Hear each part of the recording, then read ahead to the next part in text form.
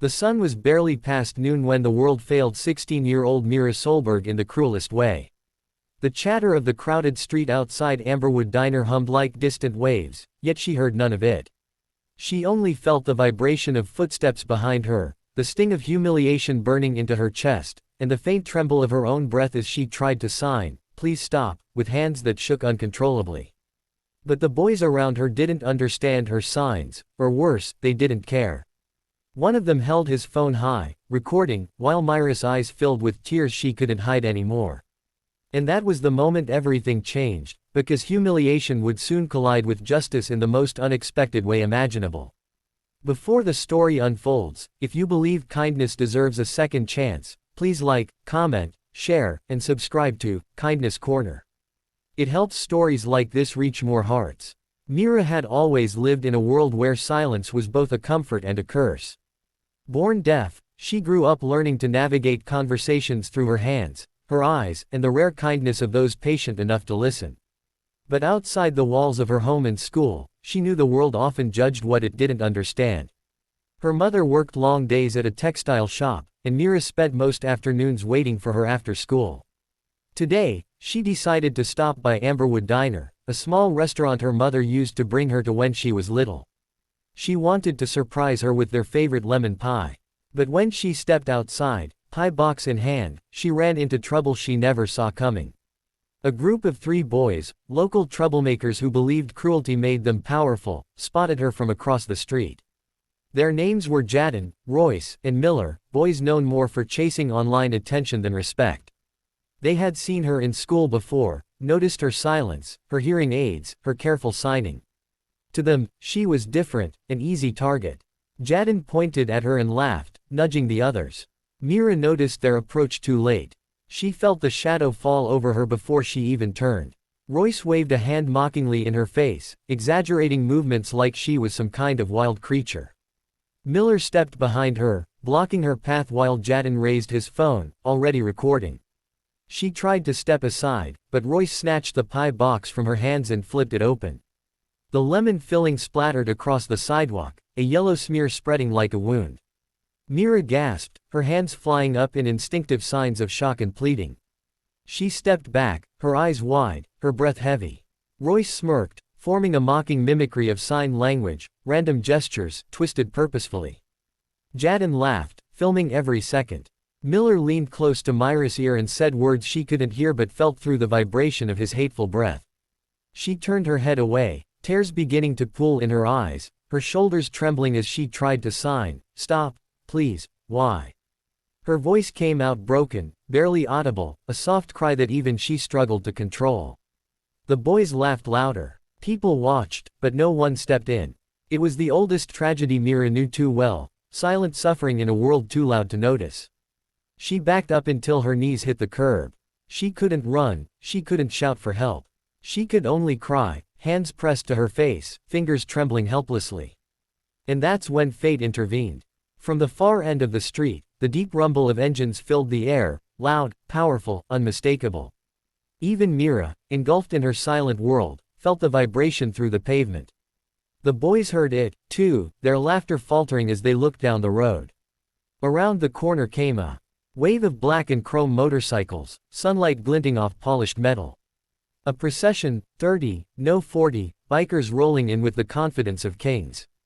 Their jackets bore the emblem of a silver-winged wolf, the Road Guardians.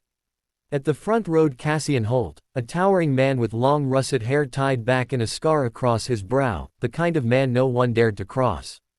Behind him rode men and women of all ages, tattooed riders, rugged riders, riders with soft eyes and stern faces.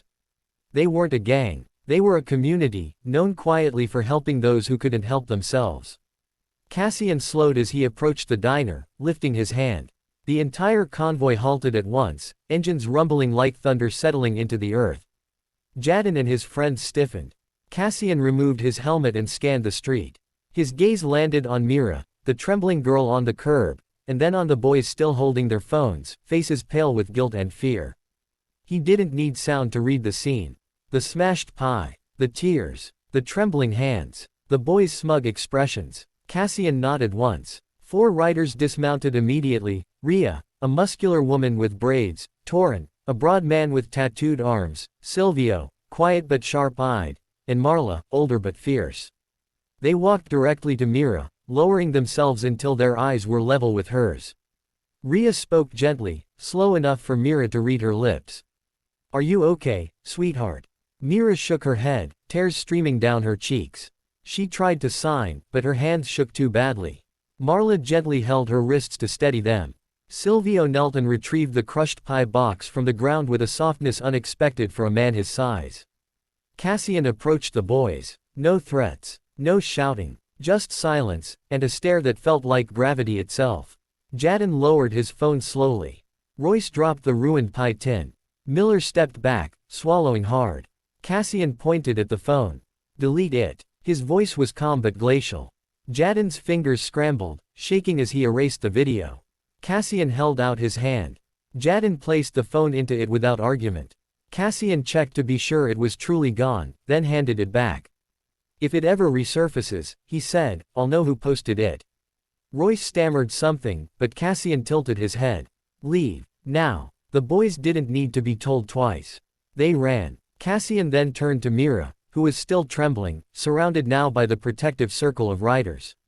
Her breaths came unevenly, her cheeks flushed from crying.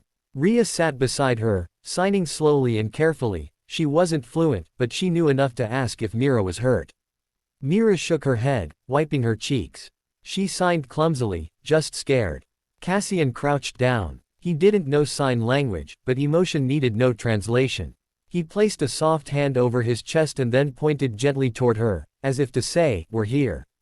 Mira finally exhaled, her body releasing the weight that had been crushing her moments before. The road guardians didn't just help her up, they surrounded her, forming a protective wall as they guided her inside the diner. The owner, Felina Maris, rushed out, horrified at what she'd witnessed. She immediately embraced Mira, ushering her to a booth and bringing her a fresh slice of lemon pie on the house. The bikers filled the diner, not chaotically, but respectfully. They ordered coffee, food, or simply stood by, their presence a silent message: "This girl is under our protection today." Felina asked Mira if she wanted to call her mother, but Mira shook her head. She didn't want to worry her. Cassian sat across from Mira, watching her carefully. With a small smile, he pulled a napkin toward him and wrote, "We travel for people like you. We just got here at the right moment." Mira smiled shyly, touching the napkin as if it were a precious gift. Ria added, writing below, "You're stronger than you think." Torin brought her a small figurine of a silver wolf from his bike, something the group gave only to those they deemed courageous. Mira held it tightly, her eyes softening with gratitude. After she finished her pie, Cassian asked Felina for a marker. He stepped outside, approached the cracked, yellow stain of the pie splatter, and traced a small heart around it with the marker. He then wrote beside it, "Kindness starts here." Mira laughed, silently, beautifully, as she watched through the window. When it was time for the bikers to leave, Cassian crouched again and held out his pinky. Mira linked hers with his, a universal promise that needed no sound. The riders mounted their motorcycles. Engines roared to life, but Mira didn't flinch this time. Instead, she placed a hand on her chest, feeling the vibrations like a heartbeat of protection.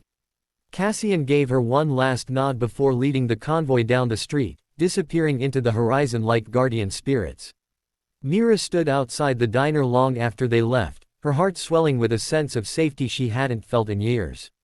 She looked down at the silver wolf charm, a reminder that even in silence, she was never alone.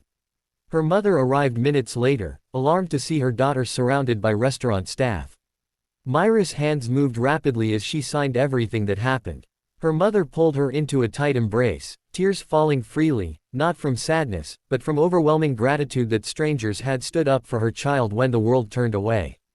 And that night, while Mira lay in bed holding the wolf charm, she made herself a promise: she would learn how to help others just as she had been helped today.